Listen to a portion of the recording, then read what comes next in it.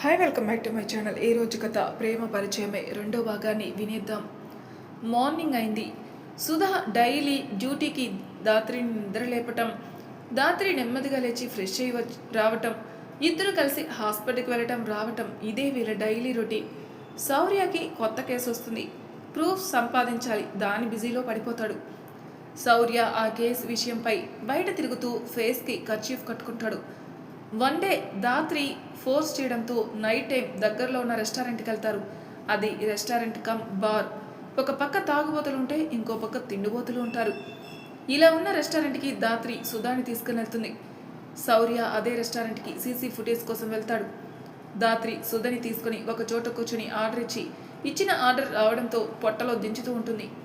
సుధా భయంగా తింటుంటే దాత్రి ఎంజాయ్ చేస్తూ తింటూ అమ్మ కూడా ఇంత బాగా చేస్తుంది అంటూ, సుధా నీ వంట కూడా బాగుంటుంది కానీ నా వంట అంతేం రుచి ఉండదు కదా అంటూ నవ్వుతూ కంప్లీట్ చేస్తుంది. సుధా కూడా కంప్లీట్ చేస్తుంది. ఇద్దరు కలిసి బయటికి వస్తుంటే ఒక బ్యాచ్ అక్కడే ఉండి వీళ్ళని చూస్తూ ఉంటారు. వెంటనే దాత్రి స్కార్ఫ్ కట్టుకుంటుంది. సుధాను కూడా కట్టుకోమని చెప్పి బండి దగ్గరికి వెళ్తుంది. దాత్రి వెళ్ళగానే సుధా దగ్గరికి ఆ బ్యాచ్ వచ్చి చుట్టూ చేరుతారు. ఆ పిల్ల కెవ్వుగా ఉంటే ఈ పిల్ల జున్నులాగుందే అనుకుంటారు. సుధా వాళ్ళ వైపు భయంగా చూస్తుంటే వాళ్ళిద్దరూ ఉన్నారు. మేము నలుగురం వస్తారా అంటారు. సుధా ఛీ అంటుంది. ఈ గొడవని దూరం నుంచి చూసిన శౌర్య కోపంగా వీళ్ళ దగ్గరికి రాబోతుంటే పెద్దగా చిటికలు వినిపిస్తాయి. అవి వచ్చిన వైపు అందరూ చూస్తారు. సుధా దాత్రిని చూసి ఊపిరి పీల్చుకుంటుంది. ఆ నలుగురిలో ఒకరు, ఏంటే మంచి ఫిగర్ అని పొగరా అంటాడు. దాత్రి ఆ మాట మాట్లాడిన వాడిని డెంటిస్ట్ దగ్గరికి పంపడానికి రెడీ అయ్యేలా పళ్ళు మొత్తం కదిలేలా హ్యాండ్ బ్యాగ్తో కొడుతుంది. వాడు మూతి పట్టుకుని దిక్కులు చూస్తుంటే, ఏంట్రా వాగుతున్నావు? మనిషిని, అందులోనూ అమ్మాయిల్ని గౌరవించడం నేర్చుకోలేదా? మీ పేరెంట్స్ నేర్పించలేదా? బ్రతుకున్నామంటే కాస్త సమాజానికి యూజ్ అయ్యేలా ఉండాలి కదరా. ఇలాంటి వాళ్ళన భారతమాత బిడ్డలు అనుకునేది అంటూ కోపంగా చూస్తూ సుధా చేయి పట్టుకుని స్కూటీ దగ్గరికి తీసుకుని వెళ్ళి వాళ్ళ నిప్పు లాంటి కళ్ళతో చూస్తూ తీసుకుని వెళ్ళిపోతుంది. శౌర్యకి దాత్రి కళ్ళు మాటలు మైండ్లో అలా ఫిక్స్ అయిపోతాయి. అంతేకాదు ఆ స్కూటీ నెంబర్ ప్లేట్ కూడా మైండ్లో ఫిక్స్ చేసుకుంటాడు. దాత్రి వాళ్ళు వెళ్ళాక శౌర్య ఆ నలుగురిని బెడ్ మీదకి పార్సల్ అయ్యేలా కొట్టి ఆ బార్ లోపలికి వెళ్ళి అక్కడ సీసీటీవీ ఫుటేజ్ ఉన్న రూమ్కి వెళ్ళి అక్కడే ఉన్న ఆపరేటర్కి ఐడి చూపించి తనకు కావాల్సిన ప్రూఫ్స్ దొరకడంతో తీసుకుని వెళ్ళిపోతాడు. ఇలా వెళ్తున్న శౌర్యకి దాత్రి సుధా నడుస్తూ స్కూటీని నడిపిస్తూ వెళ్తూ కనిపిస్తారు. తన బైక్ కొనడంతో బైక్ రిపేర్ అయినట్టు వాళ్ళ వెనకే నడిపిస్తూ వెళ్తూ ఉంటాడు. సుధా వెనక కర్చీఫ్ కట్టుకుని వస్తూ ఉన్న శౌర్యాన్ని చూసి, దాత్రి అతనెవరో మన వెనకే వస్తున్నాడే అంటుంది. దాత్రి అతను చూసి, అబ్బా సుధా, అతను బైక్ బాగాలేదని నడిపిస్తున్నాడు అనుకుంటా, మనల్ని ఫాలో కావట్లేదు, కావాలంటే చూడు, అతను మన వైపు కాకుండా చుట్టూ చూసుకుంటూ వస్తున్నాడు అంటుంది. శౌర్యకి వాళ్ళ మాటలు వినిపిస్తాయి. దాంతో ఆ అమ్మాయి పేరు దాత్రి అని తెలుస్తుంది. శౌర్యకున్న స్పెషాలిటీ చిన్నగా మాట్లాడుకున్న దగ్గరలో ఉంటే అది తనకి వినిపిస్తుంది. సుధా సరేలే అంటుంది. దాత్రి నడుస్తూ చుట్టూ ఉన్న వాతావరణాన్ని చూస్తూ, సుధా నీ లవర్ ఇలాంటి క్లైమేట్లో నీ పక్కనుంటే ఏం చేస్తావు అంటుంది. శౌర్య ఆ క్వశ్చన్ విని, ఈ పిల్ల మాటలు తేడాగా ఉన్నాయి, కాసేపు ఉన్నంతగా ఇంకాసేపు అల్లరిగా అనుకుంటాడు. సుధా వెనక వస్తున్న శౌర్యాన్ని చూసి, ఇప్పుడు ఇలాంటి క్వశ్చన్స్ అవసరమా అంటుంది. దాత్రి శౌర్య వైపు ఒకసారి చూసి, ఆ మహానుభావుడికి వినిపించినప్పుడులే కానీ నువ్వు చెప్పు అంటుంది. నా లవర్ గురించి ఎందుకులే కానీ ఒకవేళ నీకు లవర్ ఉండుంటే అని సుధా అంటుండగానే, దాత్రి సుధా ఇక్కడ దాత్రి అస్సలు పడదు, తాళి కడితే తప్ప అంటుంది.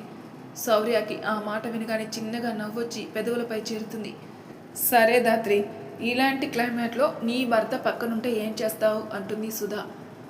ఇలాంటి క్లైమేట్లో భర్త పక్కనుంటే ఏమీ చేయను, కానీ తను నా మనసులో ఉండి ఇలాంటి క్లైమేట్లో పక్కనుంటే తన చేతిని చుట్టేసి అలా ఒక ఫీల్లో నడుస్తూ మాటలన్నీ మూగపోయిన ఆ క్షణం ఎంత బాగుంటుందో అని ఒకసారి ఊహల్లోకి వెళ్తుంది దాత్రి.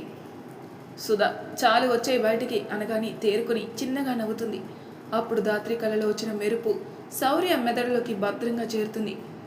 శౌర్యకి దాత్రి మాటలు ఇంకా వినాలనిపిస్తూ ఉంటుంది. కానీ హాస్టల్ రావడంతో లోపలికి వెళ్ళిపోతుంటారు. కానీ దాత్రి వెళుతూ శౌర్య వైపే చూస్తూ వెళ్తూ ఉంటే శౌర్య కళ్ళతోనే నవ్వేస్తాడు. దాత్రి వెంటనే ఫేస్ తిప్పేసి లోపలికి వెళ్ళిపోతుంది. శౌర్య హాస్టల్కి కొంచెం దూరం నడిచి బైక్తో ఆ తర్వాత బైక్పై తన బ్రాంచ్కి వెళ్ళి అక్కడ లోకర్లో సీసీటీవీ ఫుటేజ్ కలెక్ట్ చేసిన పెన్ డ్రైవ్ పెట్టేసి ఇంటికి వెళ్ళిపోతాడు. రాత్రి ఫుల్లుగా తినడంతో హాయిగా పడుకుంటుంది. ఇంటికి వచ్చిన శౌర్యాన్ని ఫ్రెష్ అవ్వమని చెప్పి మాధవి గారు భోజనం ప్లేట్లో పెట్టుకుని తీసుకుని వెళ్తారు. శౌర్య ఫ్రెష్ అయ్యి వచ్చాక ప్లేట్ ఇచ్చి భోజనం చేయమని చెప్పి వెళ్ళిపోతారు. శౌర్య తిని పడుకోవడానికి కళ్ళు మూసుకుంటే ధాత్రి కోపంతో చూసిన కళ్ళు కనిపించడంతో కళ్ళు తెరిచి ఈ పిల్ల నన్ను డిస్టర్బ్ చేసేలా ఉందే అనుకుంటూ ఫోన్లో లార్డ్ శివ సాంగ్స్ పెట్టుకుని నెమ్మదిగా నిద్రపోతాడు. సుధా ధాత్రి హాస్పిటల్ వర్క్లో బిజీ అవుతారు. శౌర్య ఆ ఫుటేజ్ యూజ్ చేసి ఒకటి ఫోన్లో ఎఫ్బీని ట్రాప్ చేసి చాలా చక్కగా డీల్ చేస్తారు. కేస్ సాల్వ్ అవుతుంది. కాస్త ఫ్రీ అవుతాడు. మార్నింగ్ 5 o'clockకి సుధా ఫోర్స్ చేయడంతో ధాత్రి సుధాతో కలిసి గుడికెళ్తుంది. సుధా గుడి చుట్టూ దీపాలు పెడుతూ ఉంటుంది. ధాత్రి ఆవలిస్తూ చలికి వణుకుతూ చున్నీ కప్పుకొని ఇంత చలికాలంలో ఎంత పొద్దున్నే నన్ను గుడికి లాక్కొని వచ్చేసింది, ఇదేం పిచ్చో దీనికి అనుకుంటూ ఉంటుంది మనసులో. మాధవి గారు కూడా గుళ్ళో దీపారాధన చేయాలని శౌర్యాన్ని తీసుకుని గుడికి బయలుదేరతారు. ఇద్దరు కలిసి లోపలికెళ్ళి ప్రదక్షిణలు చేస్తూ ఉంటారు. ధాత్రి ఒక పక్కన కూర్చుని చున్నీతో మొత్తం కప్పుకొని కొనిగి పాటలు పాడుతూ నిద్రతో పాటలు మామూలుగా ఉండవని అర్థం చేసుకుని లేచి సుధా దగ్గరికి వెళ్తుంది. సుధా ఇంకా దీపాలు వెలిగిస్తూనే ఉంటే ధాత్రి మనసులో అలిపై ఉండదా దీనికి, మరీ ఇంత పొద్దున్నే ఇలా వామ్మో అనుకుంటూ సుధా అని పిలవబోతుంటే ధాత్రి ఫోన్ మోగుతుంది. ధాత్రి ఫోన్ లిఫ్ట్ చేసి సుధా వైపు చూస్తే సుధా ఫోన్ సౌండ్కి తలెత్తి ధాత్రి వైపు చూసి ఎవరు అంటుంది. ధాత్రి చేత్తోనే ఆగు అన్నట్టు చెప్పి ఫోన్లో వచ్చేస్తున్నా జస్ట్ 10 minutes అంటూ కాల్ కట్ చేసి సుధా వెళ్ళాలి హాస్పిటల్కి, నువ్వు హాస్టల్కి వెళ్ళిపో, నేను స్కూటీ తీసుకుని వెళ్తున్నాను అంటూ వెళ్ళిపోతుంది. సుధకి తెలుసు ధాత్రికి తన ప్రొఫెషన్ కంటే ఏం ఇంపార్టెంట్ కాదని. సో తన పని తను చేసుకుంటుంది. ధాత్రి ఫాస్ట్గా వెళ్తూ ఫోన్లో టైం చూసుకుంటూ ఎదురుగా ప్రదక్షిణలు చేస్తూ కళ్ళు మూసుకుని నమస్కరిస్తున్న శౌర్యాన్ని టపీమని ఢీ కొట్టి వెనక్కి తిరిగి చూడకుండా సారీ అనుకుంటూ వెళ్ళిపోతుంది. శౌర్య ఎవరో తగలడంతో కళ్ళు తెరిచి చూస్తే ఆ అమ్మాయి వైట్ అండ్ పింక్ చుడిదార్లో ఉండి సారీ అంటూ ముందుకు వెళ్ళిపోతూ కనిపిస్తుంది. వెనక చూస్తాడు కానీ ఫేస్ కనిపించదు. శౌర్య కూడా లోపలికి వెళ్ళిపోతుంటే మాధవి గారు ఆ అమ్మాయి వెళ్ళిన వైపే చూస్తుంటారు. ఏంటమ్మా అలా చూస్తున్నావు అని శౌర్య అంటే మాధవి గారు మొన్న చెప్పాను కదరా అదే ఈ అమ్మాయి గురించే అంటారు. ఓ అంటూ ఆ అమ్మాయిని చూద్దామని కాస్త వెనక్కి తిరిగి వంగి చూస్తే ధాత్రి అప్పటికే స్కార్ఫ్ కట్టుకొని స్కూటీపై వెళ్తూ కనిపిస్తుంది. శౌర్య ఆ స్కూటీని గమనించి ధాత్రిది కదా ఆ స్కూటీ, మరి అలాగే అని అనుకుంటూ స్కార్ఫ్ కట్టుకుని వెళ్తున్న ధాత్రిని చూసి తనే అనుకుని మనసులో ఈ పిల్ల మాటలతోనే మా అమ్మకి నాకు నచ్చింది అని అనుకుంటుండగా గుళ్ళో గంట టంగుమంటూ మోగుతుంది. శౌర్య వెంటనే జస్ట్ నచ్చింది అంతే అనుకుంటూ మాధవి గారితో పాటు గుడిలోకి వెళ్తాడు. సుధా అక్కడంతా అయ్యాక ఒక వ్యక్తి రావడంతో మాట్లాడుతుంది. అతను ఇక ఇదే మనం చివరిగా కలవటం అని అంటాడు. సుధా విరక్తిగా నవ్వి వెళ్ళిపోతుంది. అతను వెళ్తున్న సుధా వైపు బాధగా చూసి అక్కడి నుంచి వెళ్ళిపోతాడు అతను కూడా. శౌర్య మాధవి గారు గుడిలో దర్శనం చేసుకుని ఇంటికి వెళ్ళిపోతారు. హాస్పిటల్కి వెళ్ళిన ధాత్రి వెంటనే తన క్యాబిన్లోకి వెళ్ళి పేషెంట్స్తో మాట్లాడుతుంది. ధాత్రి ఒక గైనకాలజిస్ట్. వచ్చిన పేషెంట్ ప్రెగ్నెంట్, అంతేకాదు నైట్ నుంచి తనకి స్టమక్ పెయిన్ వస్తుంటే తట్టుకోలేక ఇప్పటికీ హాస్పిటల్కి వస్తుంది వాళ్ళ మదర్తో. ధాత్రి ఆ అమ్మాయిని చెక్ చేసి ప్రాబ్లం ఏమీ లేదని, వేడి ఎక్కువ అవడం వల్ల అలా పెయిన్ వచ్చిందని చెప్పి బేబీ హెల్త్ కోసం కొన్ని మెడిసిన్స్ ఇచ్చి మెడికేషన్ చెప్పి పంపించి అప్పుడు ఊపిరి పీల్చుకుంటుంది. ధాత్రికి ఎవరైనా ప్రాబ్లమ్స్లో ఉంటే నచ్చదు, తను ఉండనివ్వదు కూడా.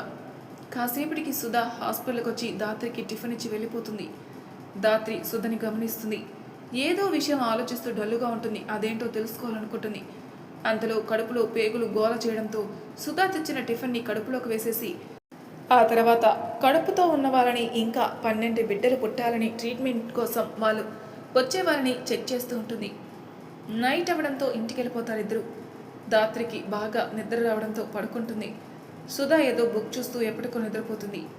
మధ్యరాత్రిలో ధాత్రి ఉలిక్కిపడి లేచి కూర్చుని పట్టిన చెమటలు తుడుచుకుంటూ మనసులో మళ్ళీ అదే కల, అసలేంటి అని అనుకుంటూ పక్కనున్న వాటర్ బాటిల్ తాగుతుంది. తీసుకొని లేచి బయటకు వచ్చి ఆ గుడి ఏంటి, ఎవరా అమ్మాయి, ఆ అబ్బాయికి ఎందుకు అంత ప్రేమ తనంటే అనుకుని ఆ కళని గుర్తు చేసుకుని వెన్నులో ఏదో తెలియని భయం పుట్టడంతో ఆ మూడ్ నుంచి బయటికి రావడానికి కాసేపు ఏదో బుక్ చదివి నెమ్మదిగా నిద్రలోకి జారుకుంటుంది.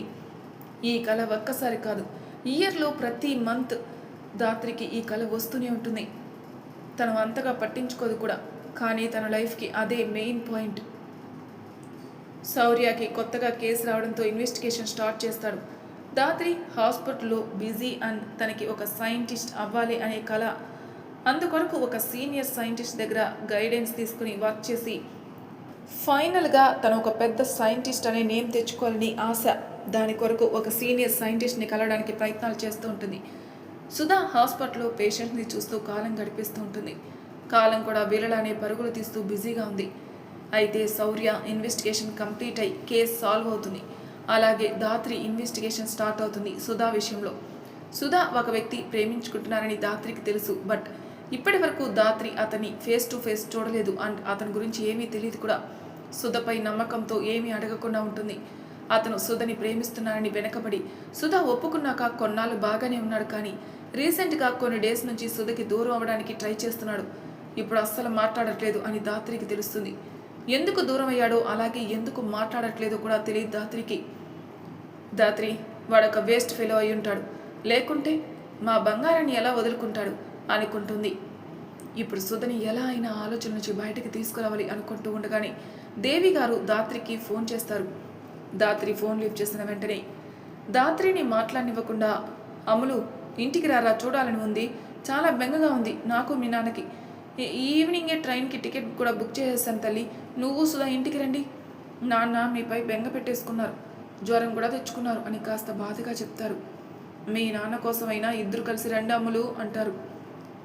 నాన్నకి ఇప్పుడు ఎలా ఉంది అంటుంది దాత్రి కాస్త కంగారుగా. దేవి గారు అలానే ఉన్నారు అమ్ములు అంటారు. దాత్రి ఆలోచిస్తూ మనసులో సుధని ఇంటికి తీసుకెళ్ళి అక్కడ కొన్ని రోజులు ఇద్దరం అమ్మానాలతో గడిపితే సుధా చేంజ్ అవుతుంది, నాన్న సెట్ అవుతారు అనుకుని వెంటనే సరే అమ్మ వస్తాం అంటుంది. దేవి గారు సంతోషపడుతూ మనసులో ఇక ఎవరు ఆపలేరు నేను చేసే పనిని అనుకుని, ఏ దేవుడో మనసులో దూరి ఇలా చెప్పించాడు దీనితో అనుకుని ఆనందపడిపోతుంటారు. వాసు గారు ఇలా చేయడం తప్పు దేవి అని అంటుంటే దేవి గారు మీరు మాట్లాడకండి, అది అస్సలు నా మాట వినట్లేదు అంటారు. వాసు గారు సైలెంట్ అయిపోతారు. దాత్రి తన వర్క్ అయిపోయిన వెంటనే సుధకి తనకి లీవ్స్ అప్లై చేసిన సుధని తీసుకుని హాస్టల్కి వెళ్ళిపోతుంది. సుధ ఏమైందని అడిగినా మాట్లాడకు, నీకే తెలుస్తుంది అని అంటుంది. ఆ తర్వాత దాత్రి సుధతో లగేజ్ సర్దమని చెప్పి తాను సర్దుకుంటుంది. దాత్రితో సుధ ఎక్కడికి అన్న సమాధానం చెప్పదు. కానీ సుధ చేయి పట్టుకుని అండ్ తన లగేజ్ తీసుకుని బయటకు వచ్చి ఆటో ఎక్కి ఆటో అతనితో రైల్వే స్టేషన్కి పోనీయమని చెప్తుంది. రైల్వే స్టేషన్గా ఎక్కడికి తీసుకెళ్తుంది అనుకుంటుంది సుధ. రైల్వే స్టేషన్ వచ్చాక ఇద్దరు దిగి లోపలికి వెళ్తారు. ట్రైన్ రాకపోవడంతో ఒక పక్కన కూర్చుంటారు. ఉన్న ప్లాట్ఫామ్ని బట్టి సుధా మనసులో హైదరాబాద్కి వెళ్తున్నామని అంచనా వేసుకుని ఈ టైంలో ఎందుకు అంటుంది. నార్మల్గానే ఇప్పుడు ఇంటికి వెళ్తున్నాం, అమ్మ రమ్మంది, చూడాలని ఉంది అంది, అందుకే అంటుంది దాత్రి. నువ్వు అలా చెప్పగానే ఇంటికి వెళ్ళే రకానివి కాదు కదా అంటుంది సుధా. నాకు చూడాలని ఉందిలే అంటుంది దాత్రి. అలా చెప్పు అంటూ వెళ్ళి వాటర్ బాటిల్ తెస్తుంది సుధా. అంతలో ట్రైన్ రావడంతో ఇద్దరు కలిసి ట్రైన్ ఎక్కుతారు. వాళ్ళ సీట్స్లో కూర్చుని ప్రయాణం మొదలు పెడతారు. ఈ రైలు ప్రయాణంతో వెళ్తున్న దాత్రి బంగారానికి తెలియట్లేదు జీవితంలో మొదలవబోతున్న ప్రయాణం గురించి. మరి తర్వాయి భాగంలో ఏం జరగబోతుంది నెక్స్ట్ ఎపిసోడ్లో తెలుసుకుందాం. అంతవరకు నా ఛానల్ సబ్స్క్రైబ్ చేయని వాళ్ళు ప్లీజ్ సబ్స్క్రైబ్ చేసుకోండి, లైక్ చేసి షేర్ చేయండి, మీ అభిప్రాయాలను కామెంట్ రూపంలో తెలియజేయండి. Thank you for listening.